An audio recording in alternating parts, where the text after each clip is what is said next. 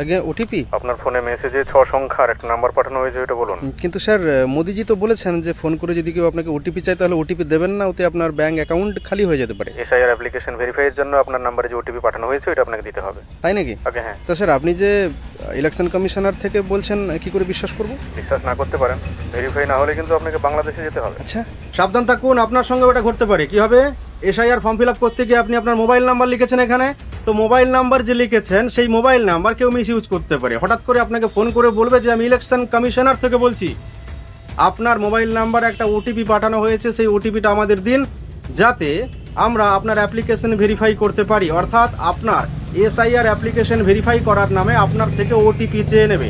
আর যখনই আপনি আপনার মোবাইলে আসা 4 সংখ্যা কিংবা 6 সংখ্যার ওটিপি ওই ব্যক্তির সঙ্গে শেয়ার করবেন, মানে যিনি আপনাকে ফোন করে নিজের পরিচয় ইলেকশন কমিশনার বলে দাবি করছেন, তার সঙ্গে যখনই আপনি আপনার মোবাইলে আসা 4 সংখ্যা কিংবা 6 সংখ্যার নাম্বারটা শেয়ার করবেন, তখনই আপনার ব্যাংক অ্যাকাউন্ট খালি হয়ে যাবে। আপনার মোবাইলে মেসেজ চলে আসবে যে আপনার ব্যাংক অ্যাকাউন্ট থেকে টাকা কেটে নেওয়া হয়েছে, আপনি সর্বশান্ত হয়ে যাবেন।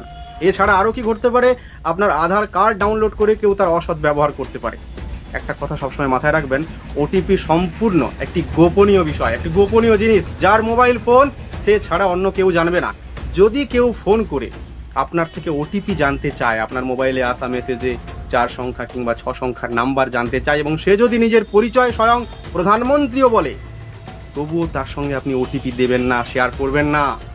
ওটিপি না দিলে আপনার কোনো ক্ষতি হবে না, কিন্তু আপনি যদি আপনার মোবাইলে আসা ওটিপি নাম্বার কারোর সঙ্গে শেয়ার করেন, তাহলে সর্বনাশ হয়ে যেতে পারে, আপনি সর্বশান্ত হতে পারেন।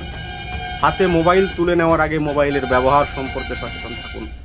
ওটিপি না দিলে কিন্তু আপনার অ্যাপ্লিকেশন ভেরিফাই হবে না, টাইম আউট হয়ে যাচ্ছে তাড়াতাড়ি। কিন্তু স্যার আপনি যাই বলুন না কেন, ওটিপি দেবো না, কারণ ওটিপি দিলে আমাদের ব্যাংক অ্যাকাউন্ট খালি হয়ে যেতে পারে। আর আপনার কথা শুনে মনে হচ্ছে যে আপনি ফ্রড, কারণ ইলেকশন কমিশন হোক কিংবা ব্যাংক, স্বয়ং ব্যাংক, সেও কিন্তু মানুষকে ফোন করে বা কাস্টমারকে ফোন করে ওটিপি চায় না। অতএব আপনি ফ্রড।